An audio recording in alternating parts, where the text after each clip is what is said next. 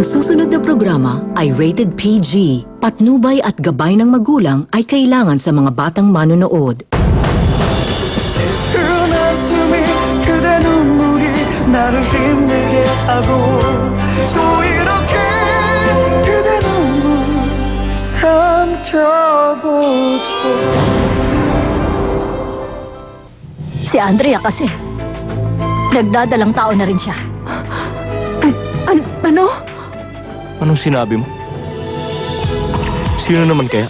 Hindi pa ako sigurado eh. Pero ang natitiyak ko, matagal na rin niyang hinahanap si Miguel Yu. Teka, ano bang dapat kong gawin? Baka mapanganib yan. Kayang-kaya mo. Gusto ko lang, napigilan mo na magbuntis si Andrea. Ay nako, Andrea, nasayang lang pala lahat ng pagod ko. Ang tagal-tagal ko pa namang nagtiis. Po, ano pong problema niyo? Tungkol to sa diabetes na sinabi ng doktor. Naiinis ako kasi dati. Nag-iingat ako sa pagpili ng pagkain dahil marami raw bawal sa akin. Pero, yun naman pala, nagkamali lang siya. Walang iya siya. Wala naman pala akong sakit eh. Ano? Ibig niyo sabihin mali ang sinabi ng doktor? Oo, wala pala talaga akong diabetes. Ay, nakakainis talaga. Hindi ko akalain na magkakamali yung doktor sa akin. Pero buti na lang, pwede na akong kumain ng kahit ano. Wala nang bawal sa akin. Pwede naman pala lahat eh. Huh? Mama, magandang balita po yan.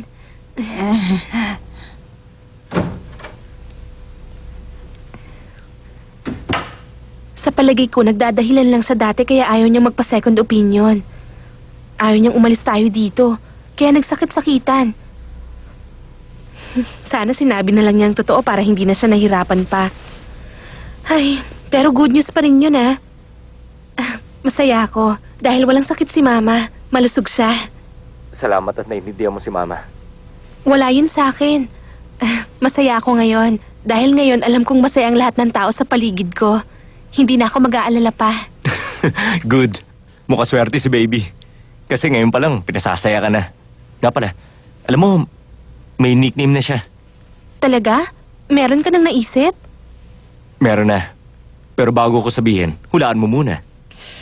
Di ba uso ngayon ang nagbibigay ng masayang nickname sa bata? Baka... Dumpy? Mali. Baka... Sunny? Hindi rin. Ano ba kasi? Hindi naman love, ano? Ano? Dati kasi, si Marivic Love ang tawag niya sa baby niya.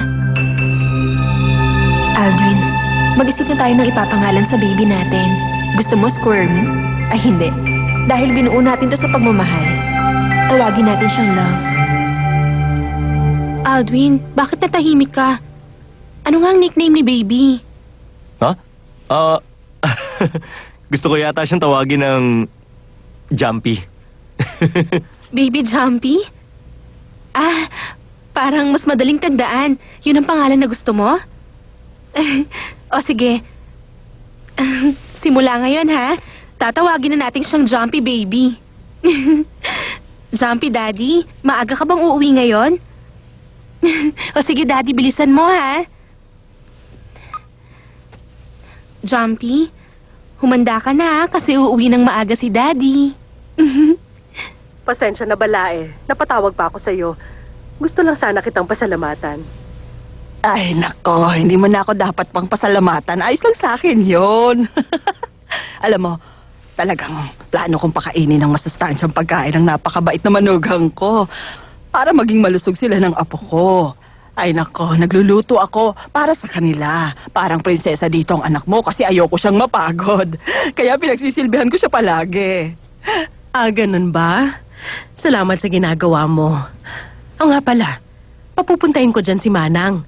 Pagdadalhin ko ng herbal tonic para kay Andrea. Maganda sa katawan yun.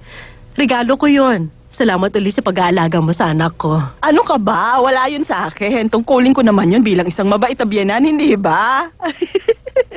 O sige, magpahinga ka na rin, ha? Bye-bye.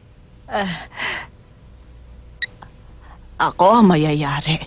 pag may nangyari sa bata, kailangang ingatan ko talaga si Andrea. Ha? Oh. Andrea, aalis ka ba? Opo, pupunta lang po ako sa orphanage. Ay, naku, kailangan mag-iingat ka. Huwag ka nang alis ng alis. Hindi naman po ako magpapagod. Kakausapin ko lang yung head nila. Pagkagaling ko po doon, dadaan na rin ako sa bahay nila, Mami at Daddy. Naku, hindi mo naman yata iniingatan ng bata dyan sa tiyan mo eh. Baka hindi mo alam. Abay, anak ni Aldwin ang nasa loob ng sinapupunan mo, ha? Ingatan mong apelyido namin. Huwag kang laging magpapakapagod. Makakasama sa'yo yan. Baka makunan ka. Nako, Ma, wag po kayong mag-alala. Okay lang po ako. Mag-iingat po ako, Ma. Paano hindi ako mag-aalala sa'yo? Ang tagal-tagal mo kayang nakapagbuntis. Ay, sige na nga, lumakad ka na. Ingatan mo apo ko. Umuwi ka kagad, ha? Opo, uuwian ko po kayo, Ma. Manang, Ma'am? halika. Kunin mo dun sa doktor yung mga herbal tonic, ha? Tapos, dalhin mo dun sa bahay nila Andrea, ha? Opo. Tapos, pwede ba tumulong ka na rin kung may lilinisin sa bahay nila? Wala silang katulong eh. Ayoko kasi nang nahihirapan si Andrea doon. Ikaw na lang ang tumulong sa kanya. Opo, Ma'am. Tanda mo Okay, yun, sige. ha? Huwag mong kalilimutan, ha? Ayun na! Manang! Oh! Nagulat ka ba? Nandito ka rin? Lalong gumaganda mukha mo, oh. Anong sikreto mo, ha?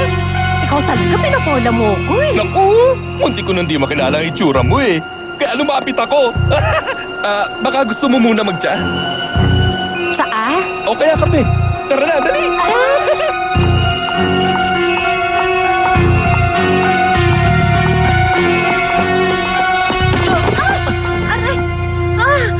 Bakit ka ba tumatakbo? Miss. Sorry.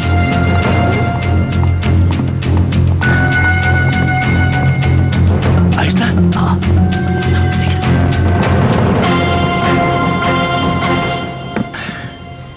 Anong balita? Ayos na. Matalino ka talaga, Marivic. Ha? Napagpalit na namin sa katulong yung herbal tonic na sinasabi mo. Talaga? Buti naman. Teka, matanong ko lang. Paano mo naman nalaman na magpapadala ng ganun yung nanay ni Andrea? Alam ko kasi, nasuki sila ng klinik na yun. Kilala ko sila, kahit wala na ako sa bahay na yan. Nabalitaan ko kasi noon, na yung gamot na yun, bawal inumin ng buntis. Lagot siya. Makukunan si Andrea. Ay, naku. Mali yata yung ginawa ko. Kinikilabutan ako. Naku. Pumayag ka na. Kaya wala ka na magagawa. Kasabwat na kita. Magkakampi na tayong dalawa. Naintindihan mo ba ako? Oo. Sige. Oo, alam ko. Mula ngayon, maglihim ka sa mama ko. Bantayan mo sila para walang kawala.